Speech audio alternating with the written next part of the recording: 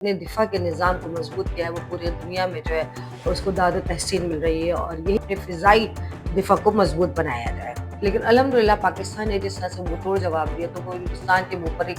कलंक के तौर पे ही हुआ है और मीडिया प्रोपेगेंडे के ज़रिए उन्होंने चारों तरफ जो हरियाली दिखाई है हिंदुस्तान की आवाम को, उनको अपनी आँखें अब खोलनी पड़ेंगी। तो अगर ये इस तरह से हो जाता है तो इंडिया इस वक़्त एक बहुत मुश्किल सूरत-ए-हाल में है।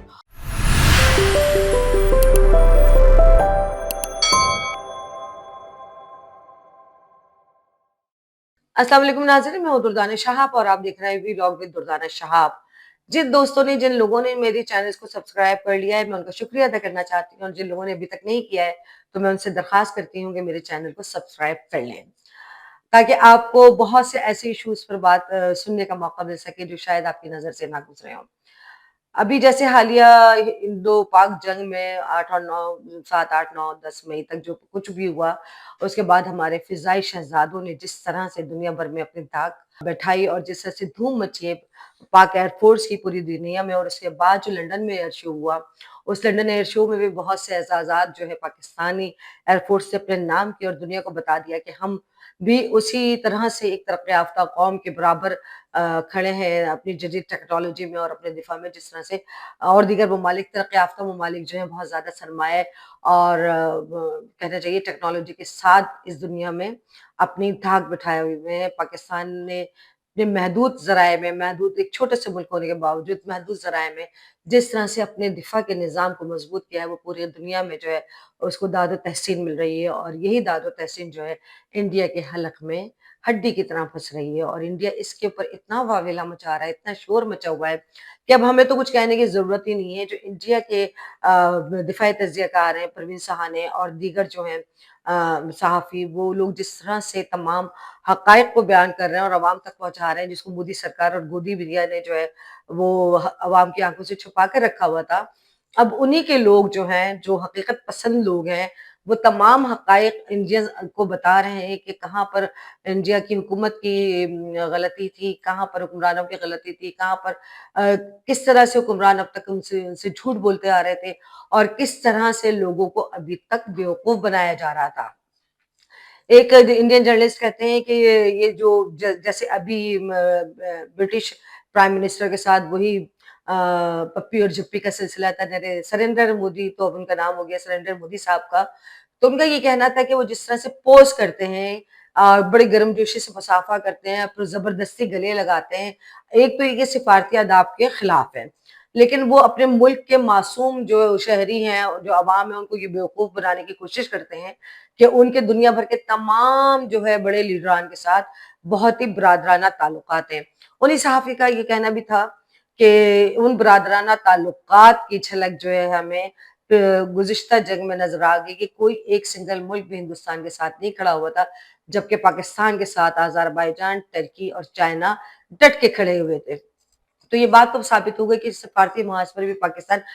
ना सिर्फ ये कि दिफ़ाई महाज पर उसने अपना लोहा मनवाया है, बल्कि सिफ़ारती महाज पर भी पाकिस्तान ने अपना लोहा मनवाया है। अब जो सूरत-ए-हाल हुई 7, 8, 9, 10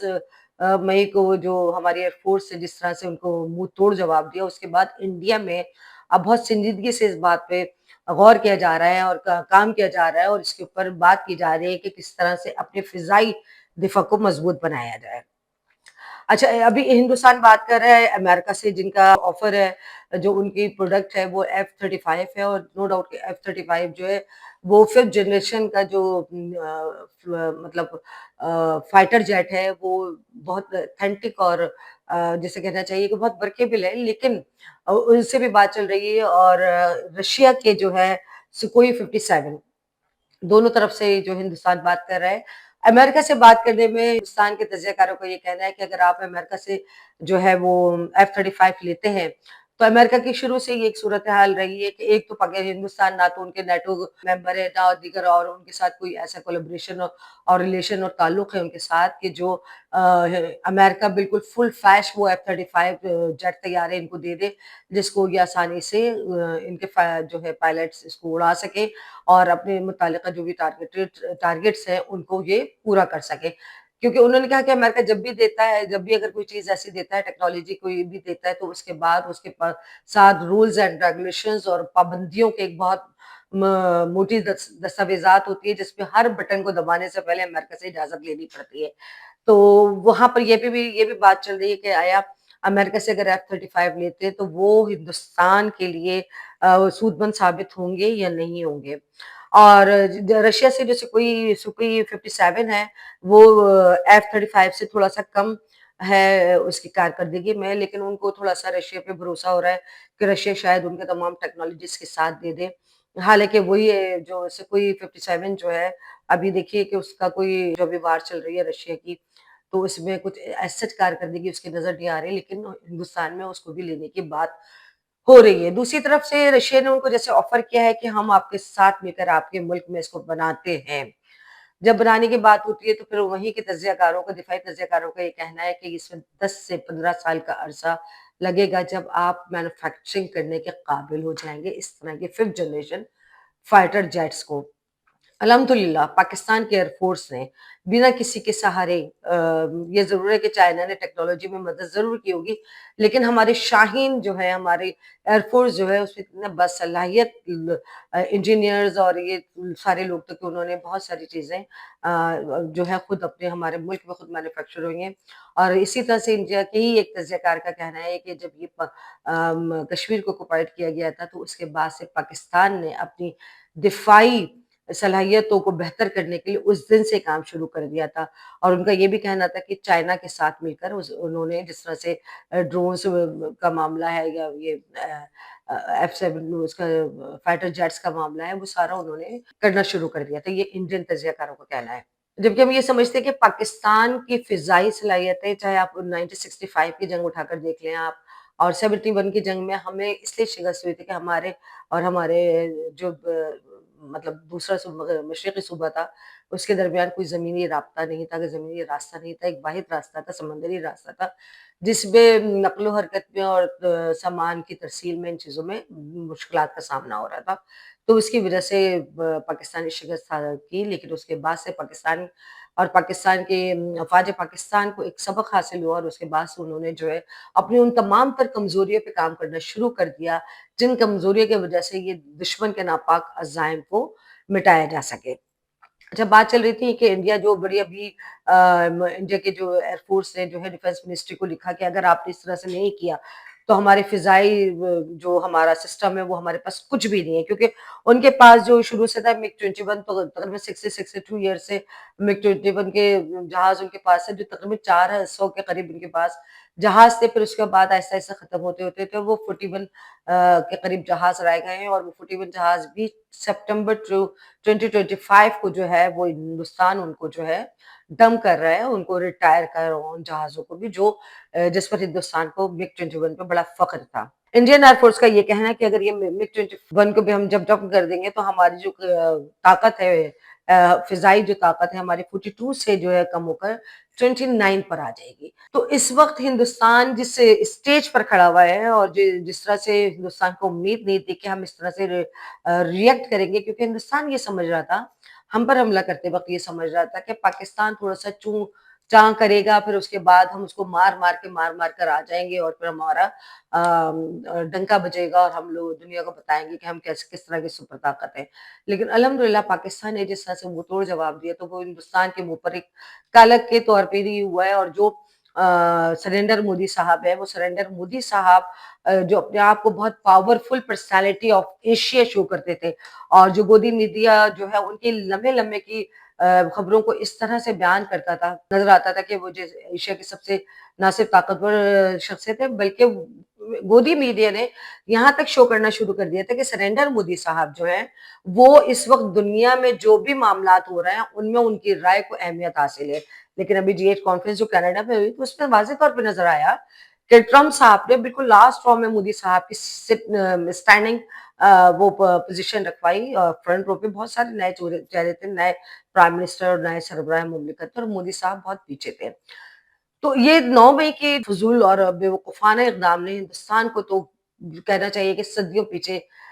پھینک دیا، اور پاکستان کو الحمدللہ ہندوستان کی بھرپور کوشش کے پاکستان کو اللہ تعالیٰ نے سرخرو کیا۔ ابھی انڈیا میں پھر یہی بات ہو رہی ہے کہ ایئر فورس کے لیے ہمیں جہاز خریدے جائیں، ہم اپنے جہاز کی پروڈکشنز بنائیں۔ تو ابھی پھر اس کے بعد یہ طے ہوا ہے کہ ابھی انڈیا امریکہ یا رشیا سے وہ جہاز لیں گے۔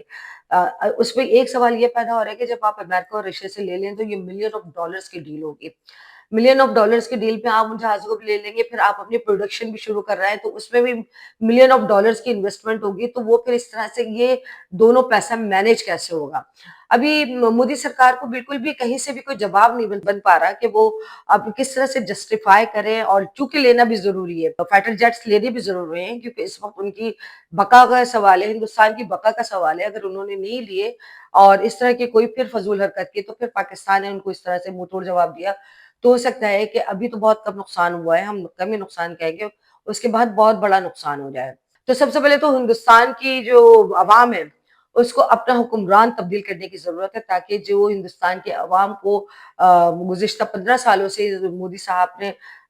لسانیت کی، مذہب کی اور پتہ نہیں کن کن چیزوں میں تفریق کر کے انہوں نے جس طرح سے حکمرانی کی ہے، اور صرف اپنا میڈیا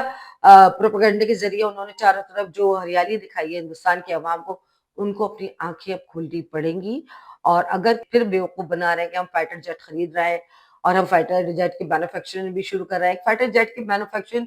میں ایکسپرٹی، یہ ساری چیزیں ٹیکنیکلٹیز جو ہے پوری ہونے میں تقریباً 8 سے 10 سال کا عرصہ لگے گا۔ تو یہ 8 سے 10 سال کا عرصہ، یہ اگر یہ فوری طور پہ امریکہ سے یا رشیا سے، امریکہ سے جو ہے F-35 سے کیا کہتے ہیں، رشیا سے جو ہے سکوئی 57 اگر یہ لے بھی لیتے ہیں، یہ دونوں جہاز اگر یہ دونوں میں سے کسی ایک ملک سے لے بھی لیتے ہیں، تو اگر رشیا سے لیتے ہیں تو ان کو بہت بڑا ریاکشن آئے گا امریکہ اور یورپین کنٹریز کے ساتھ، کیونکہ ابھی رشیا جو یورپین کنٹریز، امریکہ کے لیے تو خیر کبھی بھی قابل قبول ہی دیتا، یورپین کنٹریز ابھی جو حالیہ کی جنگ ہو رہی ہے اور اس کی وجہ سے یورپین کنٹریز بھی رشیا سے خائف ہے، تو اس کی طرف سے بھی ان کو بہت سی پابندیوں کا، بہت سے مسائل کا سامنا کرنا پڑتا ہے۔ لیکن اگر امریکہ سے لیتا ہے تو امریکہ تو ان کو مطلب فری ہینڈ نہیں دے گا، وہ پیسے تو اپنے پورے لے گا لیکن وہ ان کو فری ہینڈ نہیں دے گا۔ یہ مطلب انڈیا کی ڈیفنس منسٹری بھی جانتی ہے، انڈیا کے ایئر فورس بھی جانتی ہے۔ تو اس وقت انڈیا اتنی بری مشکل صورتحال کا شکار ہے، اور اپنے دفاعی سسٹم کی وجہ سے خاص طور پہ ایئر فورس، فضائی کے الحمدللہ ہماری پاکستان کی نیوی بھی بہت اسٹرانگ ہے، پاک آرمی کا تو کیا کہنا، اور ایئر فورس نے تو بارہا اپنی شان کو دکھایا ہے۔ تو اس وقت انڈیا جو بہت بھڑکے مارتا تھا کہ وہ پاکستان کے ساتھ یہ کر دے گا، اور جنگ کے دنوں میں بھی جو کچھ ہوا وہ سب کی نظروں میں، اب ہمیں کہنے کی ضرورت نہیں ہے، انٹرنیشنل میڈیا خود ان کا تماشا لگاتا رہتا ہے ہر دوسرے دن کسی نہ کسی بہانے سے۔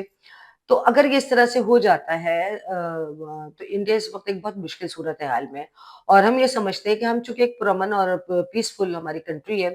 ہم یہ سمجھتے ہیں کہ اگر انڈیا کو اپنی کمزوری کا احساس ہو گیا ہے تو شاید چند سال وہ سکون کے زندگی اپنی گزارے، اور وہ کسی بھی قسم کا کوئی ایسا بیہودہ واقعہ اپنے ملک میں کر کے پاکستان کے اوپر الزام نہ لگایا اور پھر پاکستان کے اوپر حملہ کرنے کی بے وقوفی نہ کرے، کوشش دور کی بات ہے، بے وقوفی بھی نہ کرے وہ اس قسم کی۔ تو اس لیے اب انڈیا میں جو ہے وہ تابڑ توڑ، جیسے کہنا چاہیے جان توڑ کوشش کی جا رہی ہے کہ ان کے فضائی دفاع کو مضبوط کیا جائے، اور الحمدللہ اللہ تعالیٰ پاکستان کی حفاظت کرے، اور پاکستان کے عوام کو بھروسہ ہے اپنے شاہینوں پر بھی، اور اپنے پاک فوج پر بھی، اور اپنے نیوی پہ بھی، اور ہم امید کرتے ہیں کہ اللہ تعالیٰ ہمارے ملک کی حفاظت کرے اور ہمارے ملک کو اسی طرح سے قائم و دائم رکھے۔ اللہ حافظ۔